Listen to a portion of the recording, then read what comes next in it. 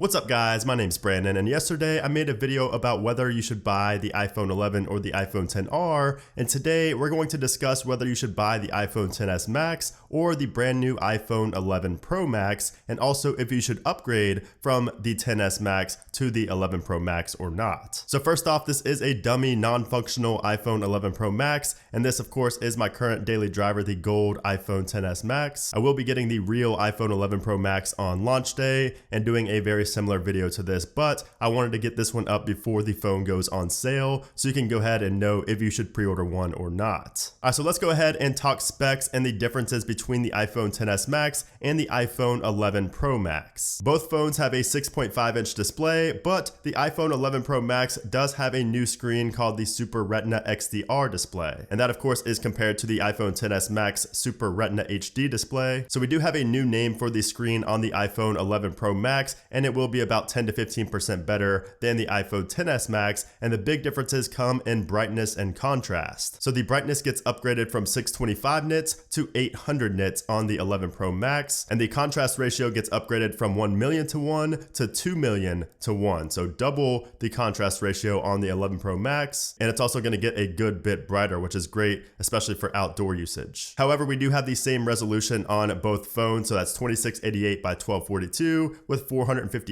pixels per inch. Now the iPhone 11 Pro Max does also replace 3D Touch with haptic touch, and I just made a video on this. If you missed it, it's up in the cards right now. So I prefer 3D Touch, so it's gonna be sad to have to go to haptic touch on the 11 Pro Max, but that's the only option. Now we do also have the new A13 Bionic chip compared to the A12 Bionic in the iPhone XS Max, and you are gonna notice a pretty big difference in speed most likely. I will be doing a test here on the channel, a speed test, to see just how big of a difference it makes. But I think one of the big reasons we're gonna notice an improvement in performance is because we're also getting a RAM improvement. So we're going from 4 gigabytes on the iPhone XS Max to 6 gigabytes on the 11 Pro Max. So yeah, some all around pretty big changes coming internally, especially for these phones just being 1 year apart. Now the iPhone 11 Pro Max is also going to be more water resistant. They're both rated IP68, but we're going to be able to be submerged in up to 4 meters deep for 30 minutes compared to 2 meters deep on the iPhone XS Max. So I don't think a lot of people are diving in, pools or oceans or anything with their phones, but if you are, you can go 2 extra meters with the 11 Pro Max. Now the front-facing camera does also get upgraded from 7 megapixels on the iPhone XS Max to 12 megapixels on the 11 Pro Max, and it also allows for 4K video recording. And that does also include slow-mo video, so you cannot shoot slow-mo video on the iPhone XS Max from the front-facing camera. You can now do that on the 11 Pro Max. You can also take wider selfies when you rotate the camera like this with the front-facing camera, so you could take selfies with like multiple people. And you're also going to have video stabilization for shooting in 4K, which you could not do. It was capped at 1080 on the XS Max. Now flipping these guys around to the backside, obviously the camera is going to be a major upgrade this year, going from the XS Max to the iPhone 11 Pro Max. You can see we do have an additional camera there, making it a triple lens setup compared to just the dual lens setup that we had on the XS Max. So on the iPhone XS Max, we had dual 12 megapixel wide and telephoto cameras, and on the iPhone 11 Pro Max, we have a triple 12 megapixel camera setup with an ultra wide, wide, and a telephoto sensor. And the amount of things you can actually do with the iPhone 11 Pro Max compared to the XS Max is big, and I don't think a lot of people are going to realize that till they actually get it in their hands and start using it, because not only can you capture so much more with the ultra wide camera lens in the new iPhone, but there's also a ton of new animations and a lot of things you can actually do inside the camera app. We also have some awesome new features coming exclusively to the iPhone 11 that aren't on the iPhone XS, XS Max, or XR. One of the big ones is night mode, and that's where photos shot in low light will be adjusted to appear brighter without actually hurting the quality of the image. And the great thing about this is that it actually works automatically, so you don't have to be like in a specific mode on the camera app or anything like that. It does it automatically. And this feature, of course, isn't anything new. Apple is a little bit late to have this, but it is nice to actually test it out. I will be wanting to test it out compared to like Google's night sight feature. And then we do have another feature also called Deep Fusion, and this is another awesome feature coming to the iPhone 11 Pro Max later on this year. And this is where the power of the neural engine inside of the 11 Pro Max really shines. So the iPhone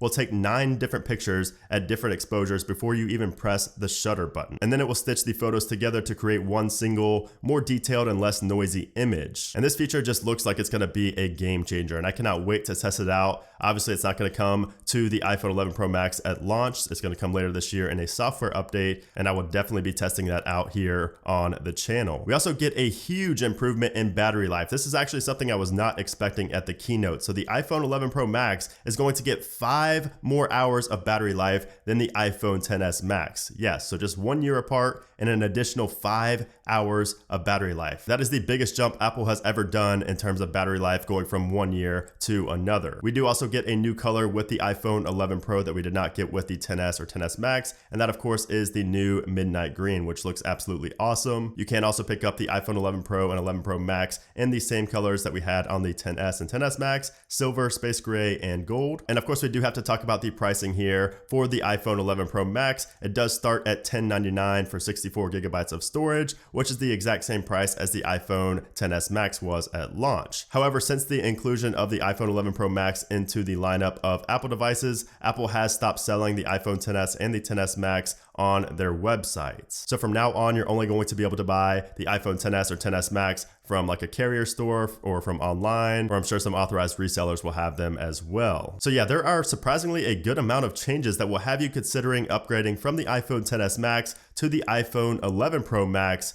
But should you? Now let's first look at the pricing, because pricing obviously is going to play a major factor. So realistically, you're going to want to go with at least 256 gigabytes of storage. So that's $1,200 for the iPhone 11 Pro Max. And if you were to buy an iPhone XS Max new, it will be the exact same price as the iPhone 11 Pro Max. Now you can trade in your iPhone XS Max using Apple's trade-in program and get $600 off your purchase of the 11 Pro Max, which would knock it down to just $649. Or you could do what I would recommend, and that is to sell your iPhone XS Max on eBay pretty soon, because you can get at least $800 to $900 out of your iPhone XS Max on eBay. I just looked at it. It's crazy how much more you can get than just trading it in with Apple. And if you were to sell your iPhone XS Max for $800 to $900, that would make your purchase of the iPhone 11 Pro Max just a few $100. So should you do it? So if you take a lot of pictures and videos like I do, I think the addition of that third ultra wide lens and night mode and the upcoming deep fusion feature make the upgrade from the XS Max to the 11 Pro Max definitely worth it. The iPhone 11 Pro Max will undoubtedly take better photos and videos than the iPhone XS Max, and it very well could end up being the best camera on the market in 2020. Now, if performance and battery life matter more to you, then I also think the upgrade is worth it. I mean, you're going from an A12 to an A13 chip, which will make a difference in itself, but you also gain 2 gigabytes of RAM, which is huge, especially when we're talking about iOS and Apple phones here. And as for the battery life, 5 additional hours on the iPhone 11 Pro Max is huge. Again, that's the biggest jump in battery life Apple has ever had in a 1-year span. And just to convince you even more, the backing of the iPhone 11 Pro Max will also be cleaner, with only the Apple logo appearing in the center of the phone. This is a dummy unit, so it's not 100% accurate, but the Apple logo will be in the center, and it's also going to have a frosted matte-like feel on the back, which should make it be, less of a fingerprint magnet and also less slippery than the iPhone XS Max. So yeah, unlike with the iPhone XR and the iPhone 11, I do think that the upgrade from the XS Max to the 11 Pro Max is definitely worth it, especially for just a few $100 if you can sell your XS Max soon. Now, if you're looking to buy either the iPhone XS Max or the iPhone 11 Pro Max, maybe you have like an iPhone 10, an iPhone 8, or an iPhone 7,